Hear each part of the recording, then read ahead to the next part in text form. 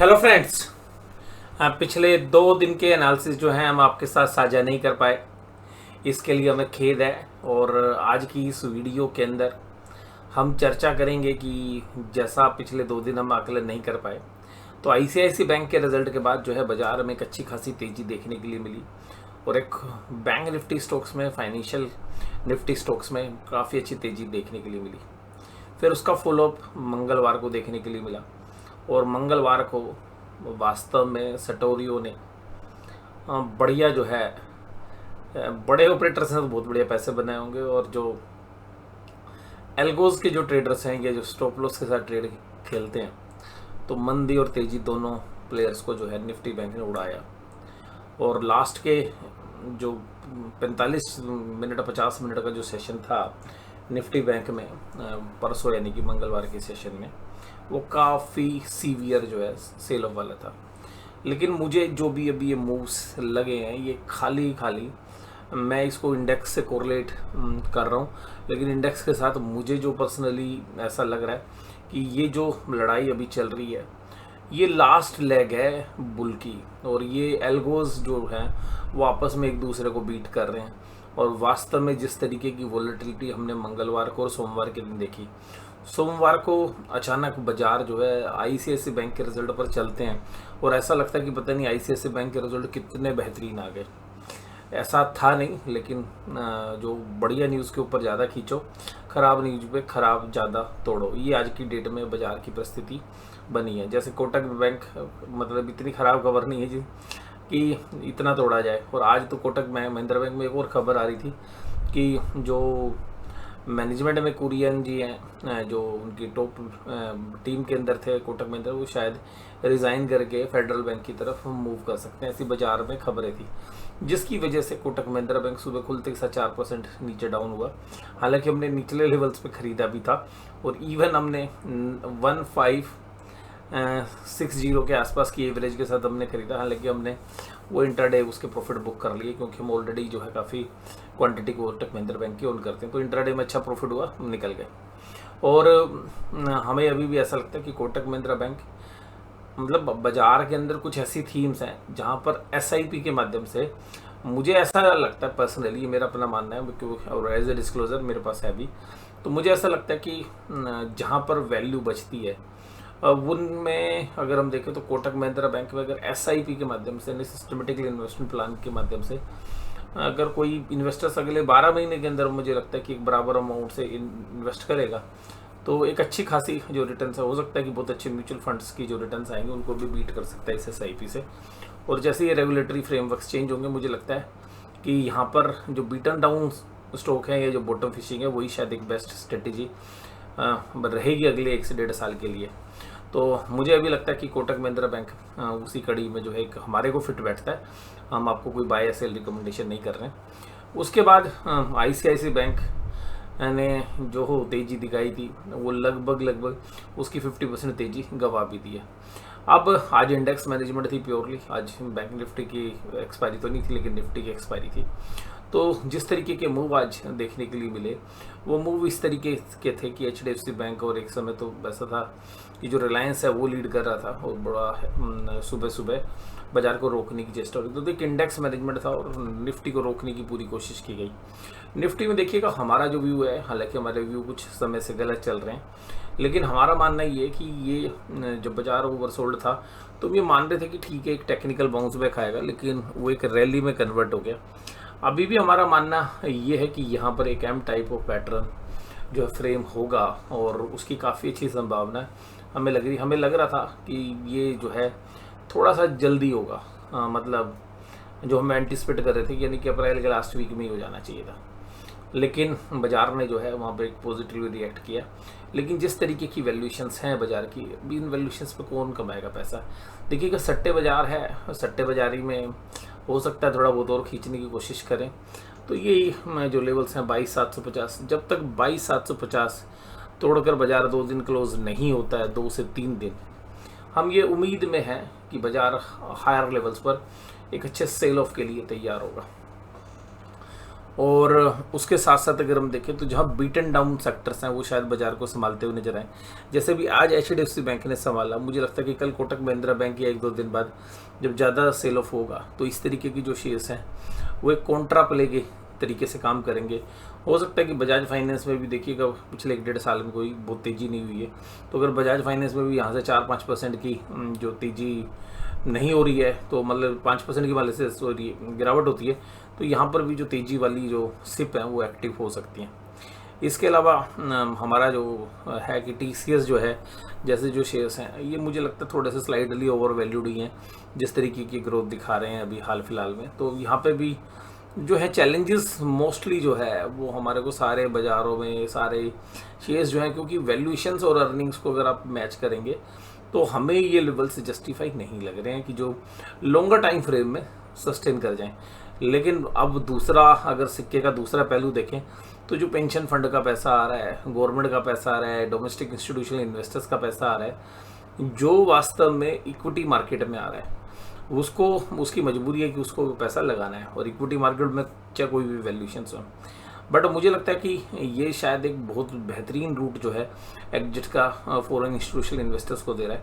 और जैसे foreign institutional investors को कोई बेहतरीन अपॉर्चुनिटीज़ अपार्ट इंडिया अगर कहीं पर भी नज़र आएगी, तो मुझे लगता है कि उस समय पर वो थोड़ा सा एग्रेसिवली भी जो है निकल सकते हैं। अब बात ये करते हैं कि जो FIs एंड DIs, उसके अलावा भी एक और चेहरा है जो जिसको आप ऑपरेटर कह सकते हैं या मिस्टर इंडिया कह सकते हैं, वो जो है भयंकर रूप से जो है बाजार के अंदर वोलेटिलिटी क्रिएट कर देता है, जो हमने मंगलवार को भी देखी। तो जो मूव्स आ रहे हैं वो ज़्यादातर फेक आ रहे हैं, तेजी के भी मूव्स और जो है फिर उसके बाद सेलिंग के। तो यानी कि जब आप सेल उम्मीद नहीं करेंगे तो बाय हो जाएगा बाजार में आप बाय कर रहे हो तो सेल हो रहा है। तो मतलब मंगलवार के दिन तो पूरे इंट्राडे में, हालांकि हमें एंटिसिपेशन था कि बाजार में जब तेजी वालों के सबके, जो मंदी वालों के सबके स्टॉप लॉस कट गए हैं और जब बाजार ऊपरी लेवल पर गया, तो हमारे को ये उम्मीद थी कि बाजार यहाँ से सेल ऑफ होएगा, और हमने बड़े कॉन्फिडेंस के साथ वहाँ पर जो है अपनी मंदी की पोजीशंस बनाई भी। हालांकि तकरीबन बैंक निफ्टी में 400 पॉइंट के आसपास की जो कमजोरी थी उसको हमने इंट्राडे में ही स्क्वायर ऑफ कर लिया ड्यू टू जो बाकी पोजीशंस हैं उसकी तरफ से। तो अल्टीमेटली अभी भी हमारे को कल के लिए जो हमारा व्यू है वो जब तक अभी इमर्ज नहीं होगा, जब तक कि एक अच्छी खासी ऊपर बड़े प्लेयर्स पोजीशन नहीं बना लेंगे, तो अल्टीमेटली मुझे लग रहा है कि जो पोजीशंस जो है वो मंदी की बनेंगी। लेकिन उसमें भी हो सकता है कि 1-2-3 दिन का टाइम लगे, क्योंकि बड़े प्लेयर्स को पोजीशन बनाने में टाइम लगता है। जैसे ही वो पोजीशंस बन जाएंगी तो फिर इस महीने में भी और आगे भी आने वाले पीरियड्स में इलेक्शन के रिजल्ट आउटकम से पहले हम एक उम्मीद कर रहे हैं कि एक अच्छी खासी करेक्शन बाजार में देखने के लिए मिलेगी। एक हेल्दी करेक्शन होगी और बढ़िया वाली करेक्शन जो है हमें देखने के लिए मिलेगी, और उसमें जो चौतरफा सेलिंग प्रेशर हमें देखने के लिए मिलेगा। तो अभी हम बाइंग कैंडिडेट्स बहुत ही सिलेक्टिवली जो है चूज़ कर रहे हैं, और रीज़न ये कि क्योंकि जो बाकी हमारे पास लिक्विडिटी है वो हम लिक्विड फॉर्म में ही रखना चाह रहे हैं अभी, यानी कि या तो गोल्ड में या बाकी मनी मार्केट इंस्ट्रूमेंट्स के अंदर, जहाँ से कि अगर बाजार में एक अच्छी करेक्शन होती है तो हम अपने कैश को सही समय पर अच्छी वैल्यूएशंस के साथ शुरू में लार्ज कैप स्टॉक्स में डिप्लॉय करेंगे शुरू में, क्योंकि बाजार में जब भी करेक्शन होती है उसके बाद जब बाजार चलना शुरू होता है तो स्मॉल कैप और मिड कैप जनरली पार्टिसिपेट नहीं करते। तो लार्ज कैप या जो बीटन डाउन जो स्टॉक्स हैं लार्ज कैप के अंदर, वहाँ पर हमें एक उम्मीद होती है कि एक अच्छा पुल बैक आएगा, जो वैल्यूएशंस वाइज भी जो है रीजनेबल मिल रहे हैं उस समय पर। तो अभी मुझे लगता है नहीं है कि भाई इस समय पर बाजार में डालकर पैसा बनाना इतना आसान है। सिलेक्टिवली देखिएगा अप्रोच हम भी रखते हैं, लेकिन हम भी देख रहे हैं कि अगर दिन में पैसा बन जाता है तो हम उससे निकल जाते हैं कि ठीक है भाई कल फिर देखेंगे। अगर इंट्राडे में भी हम अगर कोई चीज़ खरीद रहे हैं तो हम उसमें ज़्यादातर हम ट्रेडिंग का व्यू ज़्यादा देख रहे हैं बजाय के इन्वेस्टिंग का व्यू। तो अभी हमारा जो व्यू है वो इन्वेस्टिंग से ज़्यादा हम बॉटम फिशिंग ऐसे शेयर्स की कर रहे हैं कि अगर वो शेयर्स वैल्यूएशंस वाइज बड़े रीजनेबल है, अगर वो हमारे पोर्टफोलियो में रह भी जाते हैं तो हमारे को कोई चिंता नहीं होगी लॉन्गर टाइम फ्रेम में। और दूसरी बात ये कि अगर वो हमें शॉर्ट पीरियड में प्रॉफिट्स भी दे रहे हैं तो हम उनसे एग्जिट करने की जो है चेष्टा कर रहे हैं, क्योंकि वैल्यूएशंस वाइज जब पूरे बाजार में करेक्शन आएगी तो आप जिन शेयर्स की बॉटम फिशिंग कर रहे हैं उनमें भी आएगी। बट ये है कि हम उम्मीद कर रहे हैं कि भाई अगर बाजार में करेक्शन थोड़ी सी डिले होती है तो वो जो शेयर्स हैं वो आपके पोर्टफोलियो को स्टेबिलिटी दें। Advance decline ratio neck to neck चल रही है। अब देखिएगा बाजार में ना सट्टा चल रहा है किस चीज़ का कि भाई मोदी जी की सरकार आएगी, ये सब लोग आश्वस्त हैं बाजार लगभग। बहुत लोग कह रहे हैं 400 पार जाएंगे या वो, तो देखिएगा जिस तरीके की अप्रोच है, क्योंकि विपक्ष नाम की चीज़ जो है वो बाजार से नदारत है। और फिर दूसरी बात ये है कि जो लोग मोदी जी को पसंद नहीं करते या बीजेपी को पसंद नहीं भी करते, तो वो पब्लिक इंटरेस्ट में भी ये देख रहे हैं कि भाई अगर मोदी जी को नहीं देंगे तो प्रधानमंत्री का मान लीजिए पसंद नहीं भी करते हैं, तो वो क्या कहें कि जी हम किसको सिलेक्ट करें कि जिसको कि प्रधानमंत्री के लायक हो। तो वहाँ पे भी जो है लोग बहुत कन्फ्यूज़ हैं कि भाई हमें कोई दूसरा कैंडिडेट नज़र नहीं आ रहा है, क्योंकि जो भी मतलब एक पढ़ा लिखा तबका है वो इस बात को समझ रहा है कि विपक्ष में अभी क्लियरिटी नहीं है थॉट्स की, और जहाँ पर 2047 तक का विज़न जो है वो दिखाया जा रहा है बीजेपी गवर्नमेंट की, भाई हम 2047 पर कहाँ होंगे। और जिस तरीके से जीएसटी के कलेक्शन का डेटा कल 2 लाख करोड़ से ऊपर क्लॉक किया गया, तो अल्टीमेटली ये उम्मीद है कि भाई बाज़ारों में कि मोदी जी की सरकार बनेगी। बट बहुत जगह पर बहुत सारे ऐसे स्टेट्स हैं जहाँ पर चैलेंजेस होंगे, और जिस तरीके की बात है कि भाई 400 पार, तो उसकी उम्मीद हो सकता है कि बहुत लोगों को ना हो, मुझे भी नहीं है। मुझे लगता है कि एक साइजेबल नंबर आएगा जहाँ पे कि सरकार फॉर्म हो जाएगी, और वो अप्रोक्सीमेटली 300 के आर पार 10% प्लस माइनस ऐसा होगा।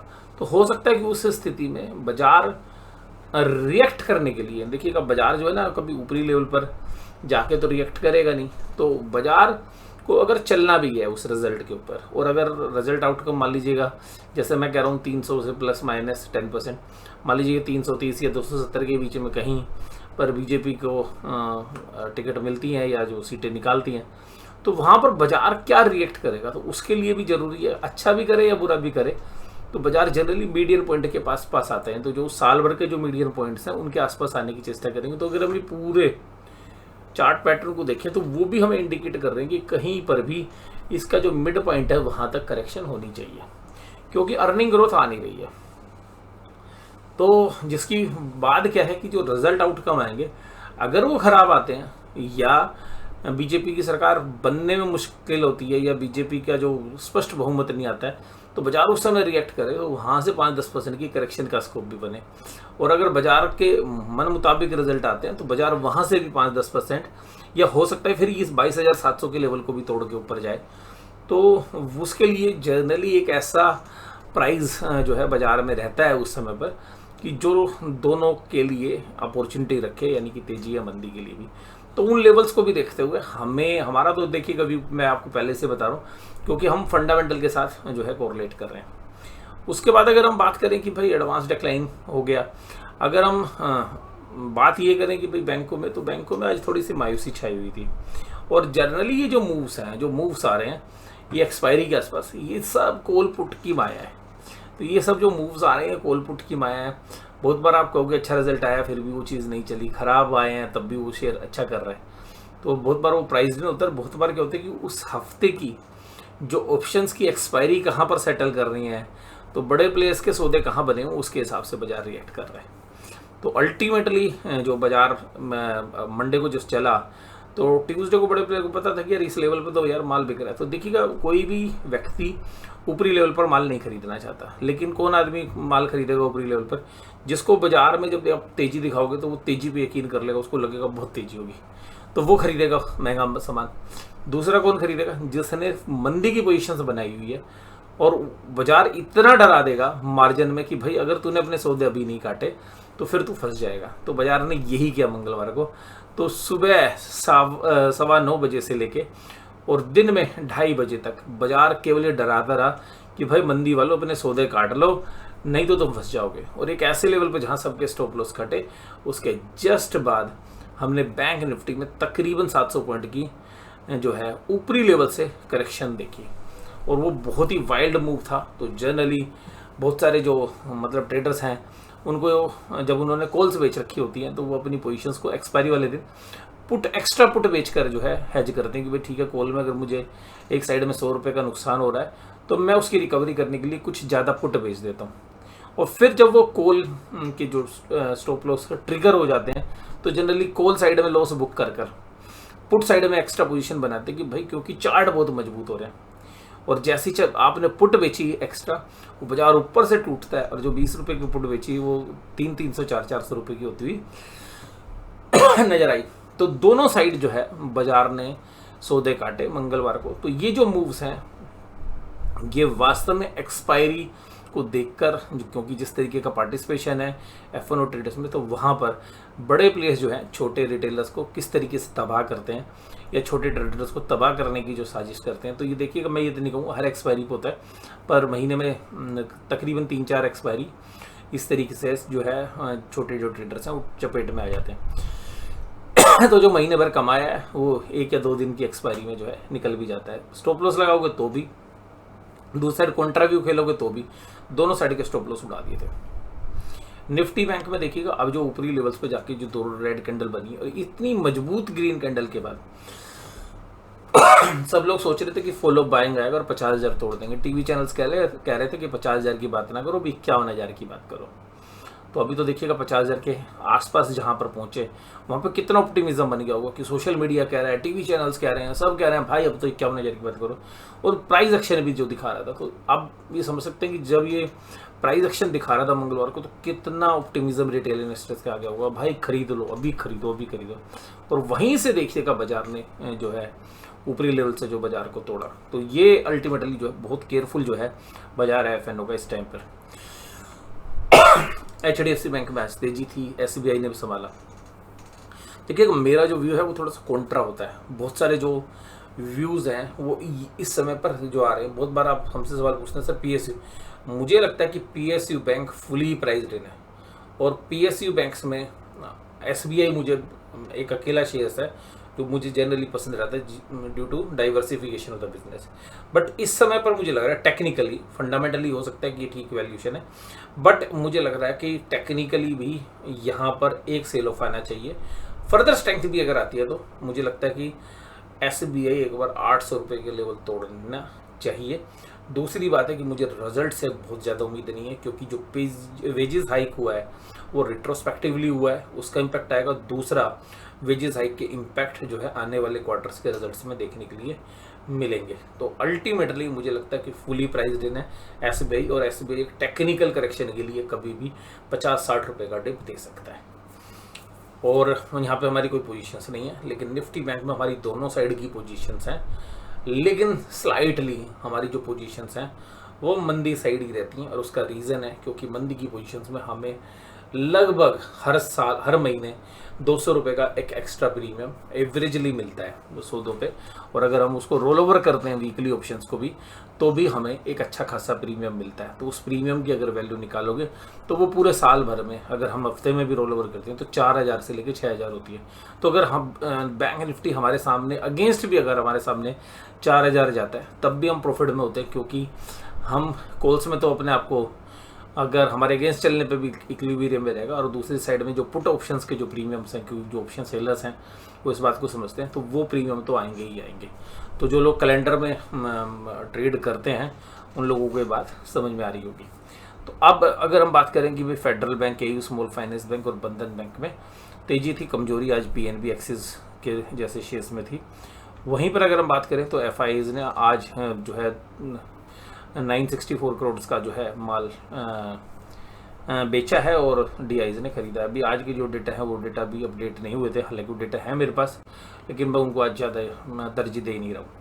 तो अल्टीमेटली अगर हम बात करें तो निफ्टी अभी भी पुट कॉल रेशियो में काफ़ी स्ट्रेंथ दिखा रहा है, और बैंक निफ्टी में ऐसा लग रहा है कि जहाँ पर कि पुट राइटर थोड़े से नर्वस नज़र आ रहे हैं, यानी कि बैंक निफ्टी के अंदर जो पोजीशंस हैं कॉल राइटर्स थोड़े से ज़्यादा एक्टिव हो गए, और बैंक निफ्टी के पुट राइटर्स थोड़ा सा बैकफुट हुए। तो उनको भी लगता है कि शायद एक बार 49,000 को टेस्ट करने के लिए बाजार 1 या 2 दिन में आ सकता है, और 49,000 को तोड़ने के बाद 48,800 तक भी जो है बाजार 1 या 2 दिनों में दिखा सकता है। फिर वहाँ पे देखेंगे कि स्ट्रेंथ आती है या नहीं। अगर बाजार 49,500-600 की तरफ दोबारा से जाते हैं तो मुझे लगता है जैसे आज सेल ऑफ हुआ वहाँ से, और कल भी उसी तरीके की सेलिंग की उम्मीद रहेगी अगर उन लेवल पे। डाउ जोन्स इंडस्ट्रियल एवरेज तकरीबन 100 पॉइंट की तेजी में। इंडिया के लिए एक रिलीफ आया है, ब्रेंट क्रूड $90 से जो है स्लिप होता हुआ $83 के आसपास पहुंच गया। ऑप्शन चेन में अगर हम देखें तो 22,500 की निफ्टी के ऊपर आज एक राइटिंग हुई, 63,000 कॉन्ट्रैक्ट, तो एक मेजर जो बेस है ये यहाँ पे नजर आया। दूसरा 22,600 पे भी 63,000 कॉन्ट्रैक्ट पुट साइड में। तो यहाँ पे तेजी वाले जो प्लेयर्स हैं वो 22,500 और 22,600 पे एक्टिवली बने हुए हैं। लेकिन ऐसा नहीं है कि कॉल राइटर पीछे रहने वाले थे। 22,700 के ऊपर कॉल राइटिंग भी जबरदस्त तरीके से हुई है। तो अल्टीमेटली कॉल राइटर जल्दबाजी में नहीं है, वो ऊपरी लेवल के ऊपर एक मंदी करने के मन में है, ना कि बजाय के नीचे के लेवल्स के ऊपर। इसी तरीके से निफ्टी बैंक में भी 49,000 पे एक अच्छी खासी पुट राइटिंग हुई और एक एब्सोल्यूट नंबर भी है। तो जब तक 49,000 होल्ड कर रहा है तब तक बुल्स के लिए कोई खतरे की बात नहीं है। 49,000 के नीचे जैसे ही क्लोज आएगा तो मुझे लगता है कि बियर्स बाजार को दोबारा से कंट्रोल लेंगे और 49,500 पे एक हर्डल लग रही है जहाँ पर एक अच्छी खासी कॉल राइटिंग हमें देखने के लिए मिल रही है। तो आज की इस वीडियो में बस केवल इतना ही। वीडियो में जुड़े रहने के लिए आपका धन्यवाद। Thank you very much.